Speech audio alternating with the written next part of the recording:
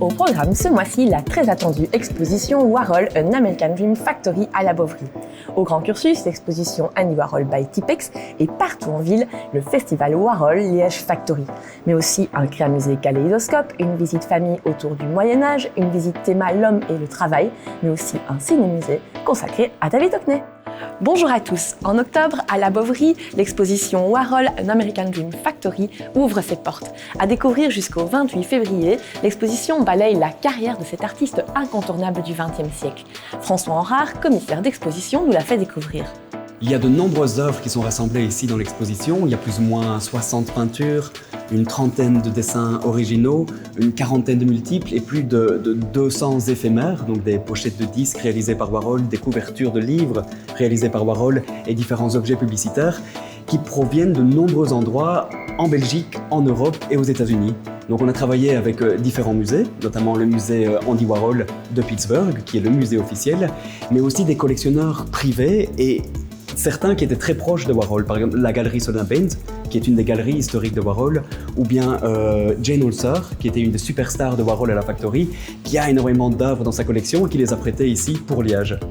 Mais il y a aussi des œuvres qui viennent de Belgique, donc de collectionneurs privés qui ont des Warhol dans leur salon et qui les prêtent ici pour le temps de l'exposition.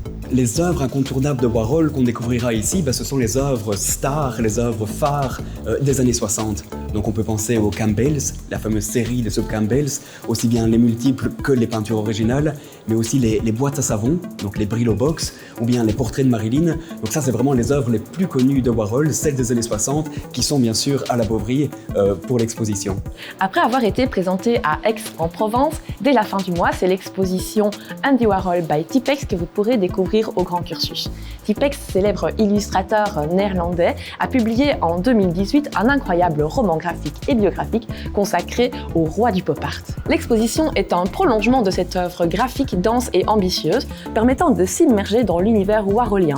On y découvre des planches originales et des reproductions de grands formats scénographiés par Tipex lui-même. Mais l'esprit Warhol ne sera pas seulement à découvrir dans les musées, c'est toute la ville de Liège qui va vibrer aux couleurs de la pop culture. Les opérateurs culturels liégeois et des environs ont ainsi programmé dans leur saison des activités en lien avec Andy Warhol, la Factory, l'avant-garde new-yorkaise ou encore des artistes qui en sont héritiers. Concerts, danse, musique, cinéma, soirées à thème et festives, tout le programme de ce festival Liège Factory est à découvrir sur le site web des musées. Au Grand Cursus, en parallèle à l'exposition Andy Warhol by Tipex, ce sont les artistes du collectif Dinner Space qui proposent une relecture des collections du Grand Cursus. Ce collectif rassemble des curateurs d'exposition, des artistes mais aussi des publics avec le but de créer des rendez-vous qui vont nourrir chacun de ses membres. Pour ce 6e volume Dinner Space, une quarantaine d'artistes ont été invités à proposer une intervention inspirée de leur rencontre avec les objets des collections. De ces coexistences résulte parfois la confrontation, parfois la fusion ou le partage, en tous les cas un dialogue entre art ancien et art contemporain. Ne manquez surtout pas la rencontre avec le commissaire de l'exposition le 25 octobre prochain. On se retrouve aussi ce mois-ci autour de notre désormais traditionnel rendez-vous. Le dimanche 4 octobre, au Grand Cursus, le Créamusée proposera de concevoir des kaléidoscopes inspirés des jeux de lumière des vitraux du département du Var. Le dimanche 11 octobre, la visite en famille partira à la découverte de Liège au Moyen-Âge. Puzzles géants et mini-épreuves sont au programme de cette visite ludique. Enfin, le dimanche 18 octobre, à la Bovary, la visite théma l'homme et le travail partira à la découverte de cette représentation du travail à travers le temps. Un véritable voyage au cœur des évolutions sociétales.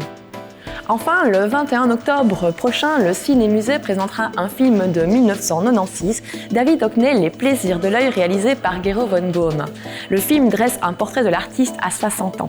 Il parle bien sûr de lui, mais aussi de ses amis, de son travail et de sa conception de l'art.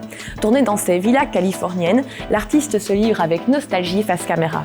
On se retrouve très vite pour de nouvelles news des musées.